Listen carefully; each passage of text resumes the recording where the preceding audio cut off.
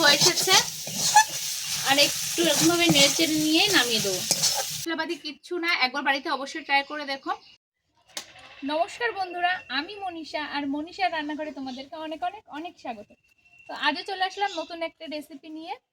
তো চলো আজকে সজনে পাতার কিছু করব। আর এই যে বসন্তকাল, এই সময় সজনের ডাঁটা, সজনের ফুল, সজনের পাতা খাওয়া খুব উপকার। আর এই জন্য আজকে ঠিক করলাম যে সজনে পাতার একটা রেসিপি করব। তো চলো সজনে পাতাগুলো আস্তে আস্তে তুলে নিই। এখানে কয়েকটা ছিল, এগুলো তুলে নিয়েছি, আর ওখানটা আছে অনেকগুলো, ওখান থেকে তুলবো। আসো, ওখানটা আছে অনেকগুলো, ওখান থেকে তুলবো। এটা কি নেবো?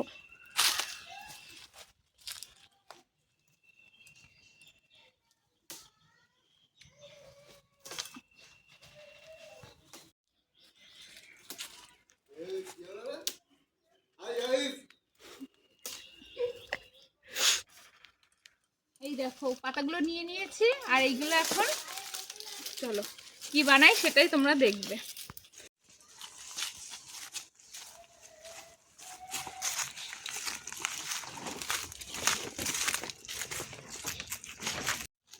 দেখেছো গ্রামে বাড়ি থাকলে কত সুবিধা, শাক সবজি সবকিছু কিন্তু বাড়িতেই মোটামুটি পাওয়া যায়, বা এদিক দিয়ে ওদিক দিয়ে কুড়িয়েও খাওয়া যায়। সজনের পাতাগুলো এরকম ভাবে ছাড়িয়ে নিচ্ছি, এগুলো একদম কচি পাতা। আর এগুলো দেখো আমার সাথে আমার মাও ছাড়াচ্ছে, দুজনে মিলে এখন ছাড়িয়ে নিচ্ছি। সজনে পাতাগুলো এরকম ভাবে কিন্তু ছাড়িয়ে নিতে হবে, ছাড়িয়ে তারপরে রান্না করতে হবে। সজনে শাকের মধ্যে আলু দেবো, এই জন্য আলুটা কুচিয়ে নেবো ভালো করে। নতুন আলু তো খোসা না ছাড়ালেও হয়, তাও একটু খোসা ছাড়িয়ে নিচ্ছি।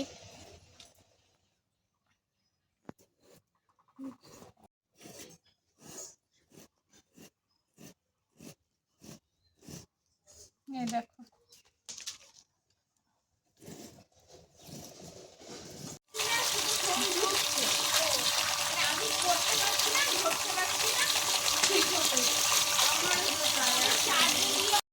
কড়াইটা বসিয়ে দিলাম, আর কড়াইটা প্রায় গরম হয়ে এসেছে, আর একটু গরম হোক তারপর তেল দেবো।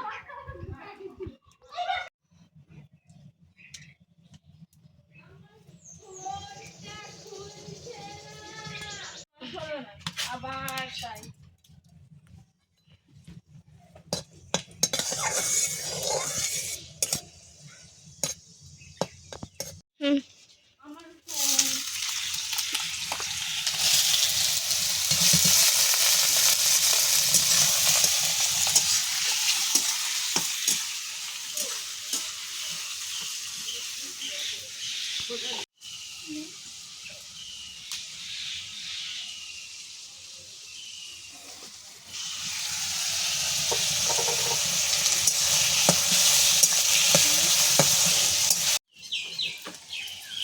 এবার কিন্তু সামান্য লবণ দিয়ে দেবো আলুর মধ্যে।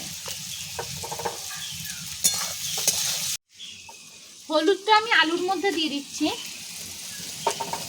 দিয়ে একটু নেড়ে নিচ্ছি, কারণ শাকে বেশি লবণ দেবো না, এই শাকে বেশি হলুদ দেবো না। এবার কিন্তু এই যে হলুদ, এই শাকটা সজনে শাকটা দিয়ে দিচ্ছি।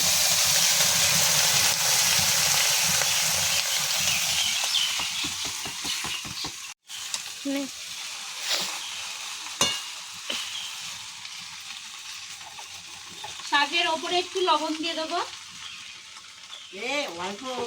দিয়ে কিন্তু ঢাকা দিয়ে দেবো। এবার ঢাকাটা তুললাম, তুলে দিয়ে কিন্তু একটু নেড়ে দেবো। দেখো শাকটা কিন্তু কতটা কমে এসেছে, দেখো শাকটা কিন্তু অনেকটাই কমে এসেছে।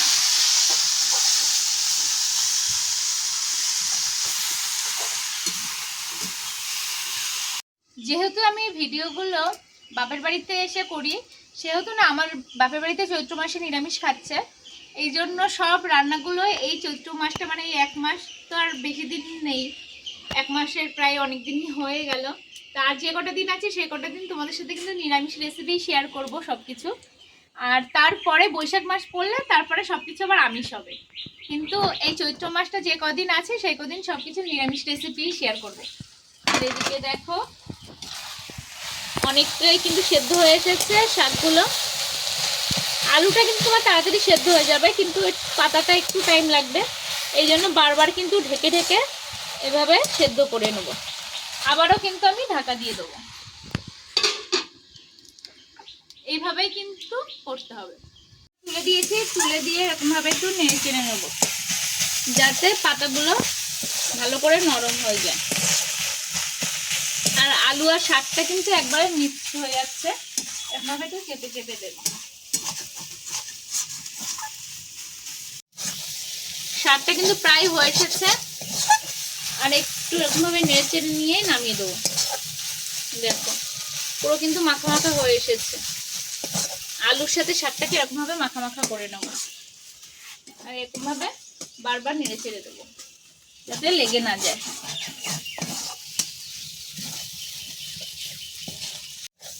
আর এই দেখো শাকটা কিন্তু হয়ে গেছে, আর আমি কিন্তু এখন শাকটা নামিয়েও নেব। গন্ধটা এত সুন্দর বেরোচ্ছে, খুব সুন্দর গন্ধ।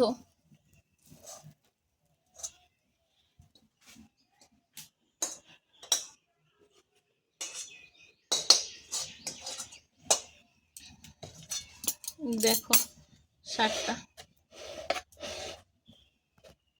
তো আজকে শাকের রেসিপি তো হয়ে গেছে, সজনের শাক। আর আমার রেসিপিটি যদি তোমাদের ভালো লেগে থাকে, কোনো মশলাপাতি কিচ্ছু না, একবার বাড়িতে অবশ্যই ট্রাই করে দেখো। আর যদি ভালো লেগে থাকে প্লিজ লাইক কমেন্ট শেয়ার করো, আর যারা এখনো সাবস্ক্রাইব করোনি তারা অবশ্যই সাবস্ক্রাইব করে দিও। তো আবার অন্য কোনো দিন অন্য কোনো ভিডিও নিয়ে আবার তোমাদের সামনে আসবো, অন্য কোনো রেসিপি নিয়ে। তো আজকের মতন বিদায় জানাচ্ছি। তো টাটা সবাইকে।